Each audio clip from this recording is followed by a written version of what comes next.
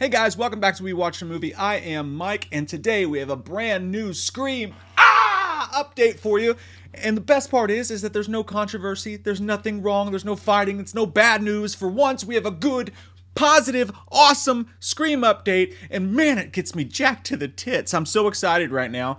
And this story comes from Daniel Rickman, who's a Hollywood insider, and usually you guys know me, I'm very, very discerning when it comes to where we get our news from, when it's rumors or whatever. And technically this counts as a rumor, but it's from a source that I actually trust, of which, when it comes to rumors and it comes to insiders and scoops, there's very, very, very few people that I trust. So, not saying that this is 100% true, but I am saying that if it comes from this source, I believe it.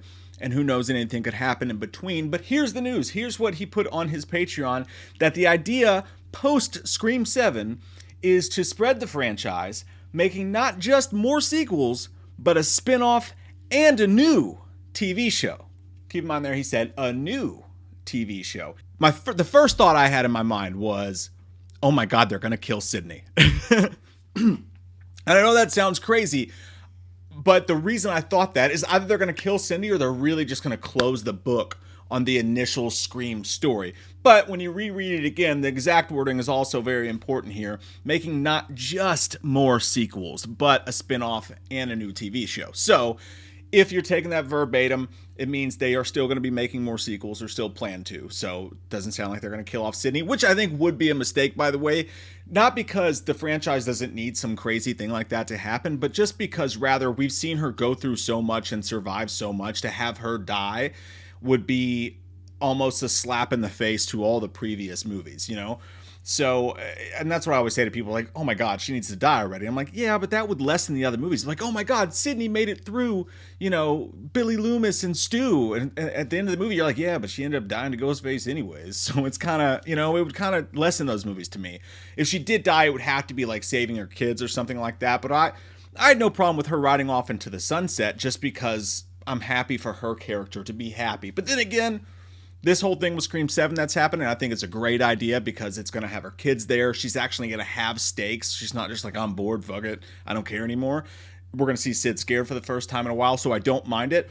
Now, the first thing a lot of people are going to be saying about this is, oh my God, bring back the Paramount TV show. Oh my God, don't. That show sucks. I know a lot of people do love that show. I found out when I reviewed both of them. I think that the first 2 and the 3 seasons of the Scream TV series were absolute gobbledygook. I thought those characters were awful. You can check out my reviews for those if you want to see them. I have a lot of thoughts on why that TV sucks Steve's butt. That TV show sucks Steve's butt.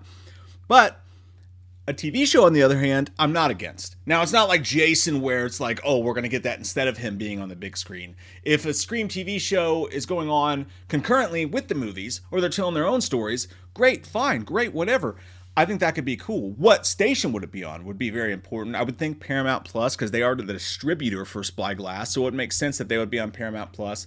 A lot of those things are merging together anyway, and when it comes to a TV series, the most important thing is what platform it goes to, because if it goes to Starz, it's probably going to die, you know, just like Ash vs. Evil Dead did, just like Heels did. They just don't have enough of a content, of a, what's the word I'm looking for? Of a viral content machine where everyone's watching it to really sustain shows like that. So I don't think it goes back to MTV at all, although that it is owned by Paramount, who again does distribute. So who knows where it's going to go. It just needs to go somewhere where it will be seen and have the chance to have virality, so that it'll stay, it'll keep alive. And I think Netflix would be great, but who knows where it'll go. The only concern I have with them doing spin-offs and possibly a TV show as well as more sequels, I'm all for it, man. Give us all the Scream My Heart Little Heart Can Take. I'm psyched about the Halloween TV series. Give us all that content stuff because I love it. At this point, we've seen such crazy things in each franchise. As long as we don't end up with Chucky making out with little kids' dolls or whatever the hell just happened in the TV show. I lost track of that a long time ago. You know, as long as we don't get too crazy with the stick. What movie is that from? Comment down below. Then I'm good with it. But I do worry a little bit about oversaturation for sure for everyone else. I'm going to be happy as shit in with it. But, you know, kind of went downhill for, I don't even want to step into that fucking hornet's nest. I was going to say, like, Marvel sort of went downhill and got oversaturated when the Agents of S.H.I.E.L.D. TV series started coming out. Or, you know, like Batman doing Gotham. I know people love that show, but there's a fucking Pennyworth TV show out there now. Like, we can spin things off too much and really just squeeze the tit too far for anyone. So, and regardless of how you feel about those specific properties, I'm just using them as examples. Calm down, Jack. Don't fucking headbutt your keyboard again. But yeah, I mean, oversaturation could be a problem for sure, especially when you're dealing with such an esoteric topic as the Ghostface killer picks up the phone, calls, scares someone, ends up killing them. It could really get redundant fast. We saw what happened when they tried to go with the new mask, and I still don't think the mask was that bad in the Scream TV series. I think the acting and the writing was. But so apart from that, you know, it just makes me want to go to my room and sit crisscross applesauce and think about boys, which is what we saw Emma do for half of the fucking TV series. But anyways, I'm getting sidetracked once again. What would the TV show be about? I don't know. I would think it would be a whole new story. I think it should just really just set itself apart, especially if you're going to be doing spin-offs. But that also leads me to ask, what happens in Scream 7, the new characters we're bringing in that they could really do a spin-off of? Is there a character in that script that's so good that they're so interested in that they're thinking, oh my God, we could really do that? Or, and hear me out on this, and I know I always go back to this and some of you fucking hate me for it, but I'm just being honest, what if something happens in Scream 7 that ties the other movies together so well in a way we never expected, like Stu coming back and being the ringleader of the entire thing, and being the one who killed Dewey, and so on and so forth. Tons of content about that explains it, but that I've done before. But what if that does happen in Scream 7, and then they do a spin-off or a TV series just really explaining that, going back in time and showing him recruiting these people, showing him recruiting Amber, doing all that stuff, setting up those movies, but also doing other shit on the side too. Like, oh my God, there was 3 killings in Nevada that we never even suspected, and they could really just tell that story. And you know, meanwhile, that he's the ringleader of it, that he's pushing the buttons behind the scene. And what if they actually got Matthew Lillard to do that show? I'm just saying, I know that's where my brain goes. I'm going crazy with the Cheese Whiz. That's how I feel about it. I would love to see that. But either way, I'm psyched for a TV show. It is interesting this news comes out now, though, because we just, you know, the movie's not even out, but the script is done. So what in that script, if anything, it could have nothing to do with it. But maybe there's something in that Scream 7 script that's so wild and crazy kids, they thought, oh my God, this could be a spinoff, or this could be a TV show. Another idea is, what about old Kirby?